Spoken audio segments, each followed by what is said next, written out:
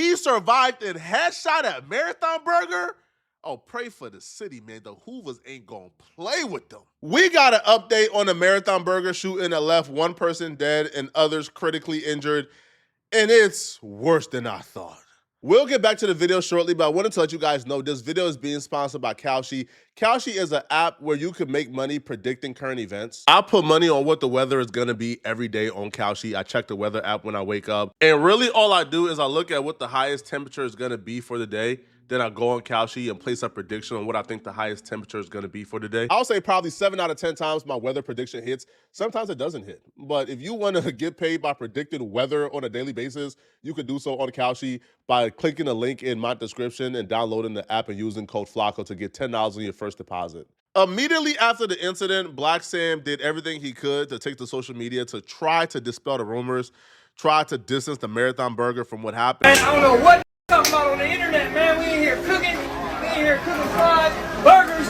I'm in my right here with my Scroogey. Come on, cuz. Get out of here, man. Come on, man. We in here, man. Hold on, we fully loaded. Fully loaded. We got my Stevie Wonder in the building.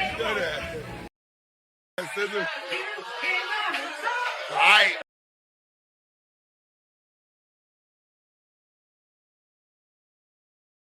I don't know where Stevie came from, but they rolled out the blonde man for some PR, man. But ultimately, it didn't work because the story gained national legs.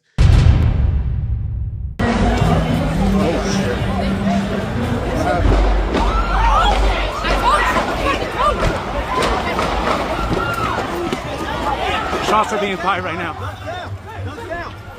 Shots are being fired. What night that, bro?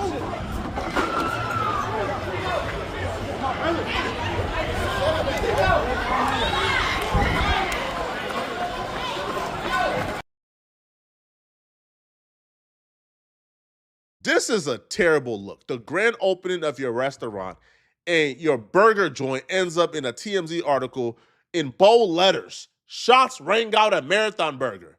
Now, you West Coast niggas got no shame. Y'all got absolutely no shame whatsoever because a lot of y'all don't even have pride in who you guys are. So y'all don't care about disgracing your last name. So a lot of y'all see this and feel nothing. But Black Sam is somebody who cares about his last name. It's a powerful last name. So the fact that he's ducking behind cars as a multi-millionaire CEO because he chooses to conduct himself and to be around the people, he chooses to humble himself and still come around y'all, y'all should be embarrassed, man. Embarrassed. Now, the one positive comment out of this situation right here is radicalizing the people against LA culture. You take to social media and you see people for the first time on a national stage is having a serious conversation about LA culture. I disagree with the second part of that. You don't go after or fight the person who's fighting you for resources. You go after the person who made resources limited that you have to fight over it. That's who you go after. You don't go after another oppressed person. You go after the oppressor. But this person is 100% right. LA gang culture is a problem. Some will go as far to say LA culture is a problem. But I'm sure you could probably find 1% of things good about LA culture. So maybe for the sake of that 1%, I don't know, they dance well, right? You know, they work out well. I guess that's also part of the culture. They work out well. But even they're working out, they work out so they could also victimize and inflict violence on other Black people. So even they working out comes with evil. But nonetheless, though, you know, working out, I guess, is a positive thing. But outside of working out and maybe dancing, everything else is degenerate. Everything else is toxic. Everything else is bad. Everything else is Sambo-ish. So I agree 100%. This is the first time ever the conversation about LA gang culture is now on a national stage. And people are starting to wake up. They're being radicalized. They're seeing it how I see it. I ain't never had no love for these people. Listen, I knew from my first week in LA, these people couldn't be saved. That all this conversation about psychoanalyzing and psychologizing these people to be upstanding citizen is a waste of time. There ain't no saving these people, man. The only saving for these people, I'll be real, is penitentiary. I mean, that's about it, right? Lock them up and get them away from us as fast as possible.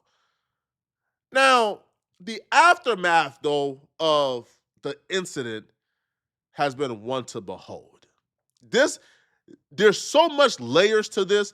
First off, we found out the Hoovers were also involved in the fight. Or specifically, the Prime Minister, the King of LA, Chucky Finster, was a part of this situation. Oh, they made a terrible mistake by laying a hand on Chucky Finster.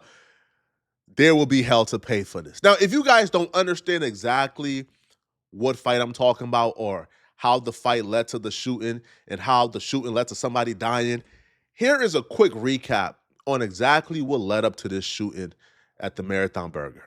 Here's what led up to somebody getting shot and killed at Nipsey Hussle's Marathon Burger grand opening today. So everybody is there, celebrities, fans.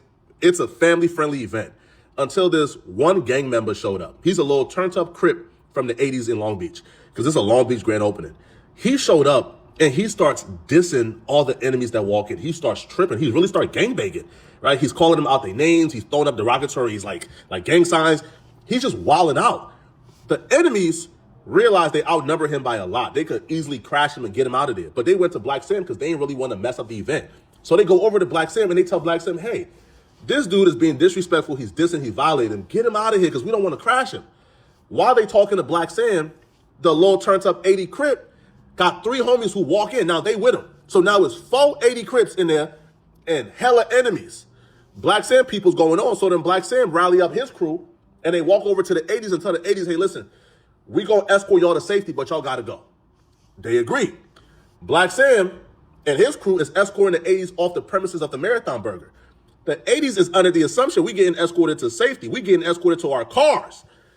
Black Sam is under the assumption of y'all getting off my premises. That's it. So once they walked them across the premises of the Marathon Burger, as soon as the 80s toes crossed the line across the Marathon Burger, they got blitzed. All the enemies blitzed them. It's like 6-1. I'll be real, bro. It's like four 80s and probably like 30 or 40 enemies, man. So they squabbling. So one of the 80s pull out a gun and they start shooting. But they didn't stop making guns when they made y'all's, man. The enemies had guns too. They pulled out their pistol. A gunfight happening. Bystanders getting hit. Somebody who's with Black Sam got shot in the leg.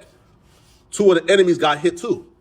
But the person who suffered the worst was one of the 80 Crips. He got shot and killed. We now know the Hoovers were involved in that melee, in that fight that led to somebody dying and others getting shot and critically injured. If you're confused as to why the Hoovers, who's a LA set, why were they involved in Long Beach politics? That's because the Hoovers are allies to a specific set in Long Beach. The 80s don't get along with that set. So when that set and the 80s get into it, the Hoovers is riding for that set, straight up. Now, we know Prime Minister Chucky Finster is in charge of quite possibly the greatest brigade in LA history. I mean, I'm just being real. These are some step-down troops. They is undefeated. They haven't taken an L yet.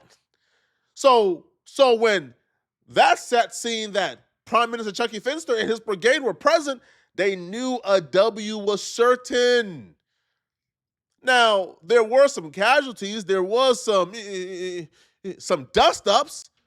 We now know specifically that Prime Minister Chucky Finster was hit. Oh, they tried to assassinate the minister at the Marathon Burger, man. We know that Chucky Finster took a headshot during the fight.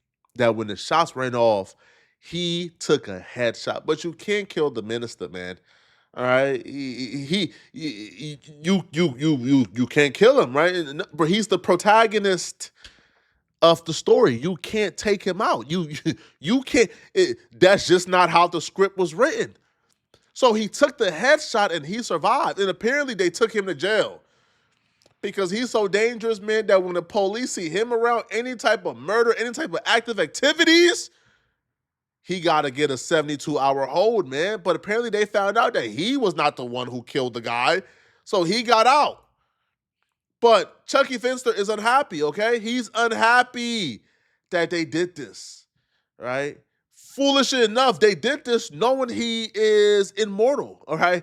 He's the LA 50 Cent, according to the hood blogger DC Baby Draco. Now, he was very unhappy, though. He was very unhappy this happened, and he let it be known he's about to discipline and set the city on fire for this transgression and war crime against him. You don't touch the prime minister, man. He's off limits. This is a war crime. And he's ready to make everybody pay, he said. Yeah, homies.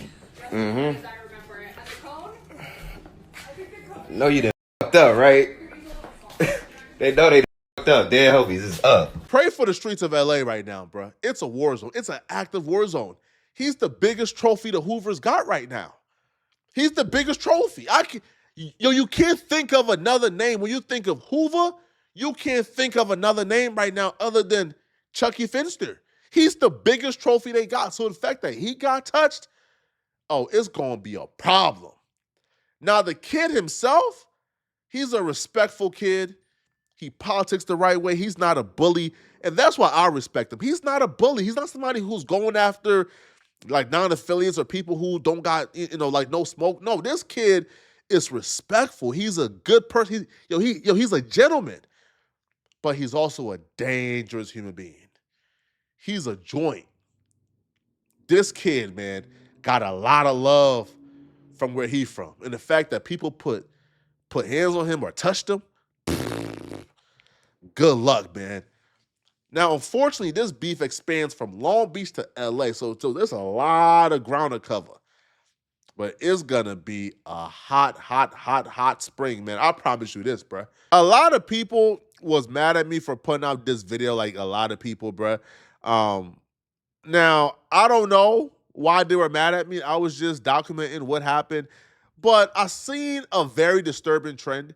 I seen a lot of videos today defending the Marathon Burger or trying to distance the Marathon Burger from this incident. And I'll be real, I think these people got paid by the Marathon Burger, bro. Because they all started off their video like the same way. Oh, I'm sick and tired of people saying this was at the Marathon Burger. It was not at the Marathon Burger. It's as if these content creators think we're slow or we're stupid, right? Like either they think that they're smarter than what they are, or they think that you're stupid. Because think about it for a second, okay? They're saying, oh, stop saying this was at the Marathon Burger. This was not a Marathon Burger incident. Hold on, bro. So people, gangbangers who met at the Marathon Burger, had an incident at the Marathon Burger, who was getting escorted by Black Sam and his homies, and then they end up having a fight at the end of the escort. That's not a Marathon Burger incident. Yeah, it didn't happen inside the Marathon Burger because Black Sam and his homies escorted the 80s off the premises. But an incident and an altercation took place at Marathon, and that spilled over elsewhere. The 80 member was in Marathon dissing and disrespecting the enemies, and the enemies got up on him off the premises. But to say this is not a Marathon Burger incident, you're just completely dishonest if you think that's the case. But I've been seeing a lot of YouTubers, like I'm talking about at least like 30 YouTubers making identical videos with identical scripts. I'm starting to think, who's paying y'all, bro? Because no way you think we stupid. No way you felt the need to distinguish between they got into it at the Marathon Burger, the altercation spilled over outside the Marathon Burger, they walked them down the block, and then a fight and a shooting happened, but somehow you're saying that because it didn't happen directly in front of Marathon Burger, that this has nothing to do with Marathon Burger, even though everybody involved was at Marathon Burger? Are you dumb? But a lot of y'all are compromising, and I'm starting to realize this. I'm starting to see, bro, I've seen at least like 30, 40 channels, man, with the same exact script, same exact title, same exact everything. I'm like, hold on, who paid for this? Because the people ain't dumb. Let me know in the comment section, what do you guys think about this, all right? Man, this has led to a full-on gang war, man. So we'll see how it plays out, okay? If you're watching my video and you want to watch another good video, click on this video right here to find out how the Mr. Terrorism situation just got a whole lot worse. He just exposed the heck out of, Destination Smokehouse. I'm going to see you guys in this video here. And if you enjoy my content, please send me a hype by clicking the hype button below this video. Hypes is how you push videos in the algorithm for small creators. I really appreciate it. If you can send me a hype, you get 3 hypes a week. I'm going to see you guys in this new video, okay? I'm out of here, folks. Peace.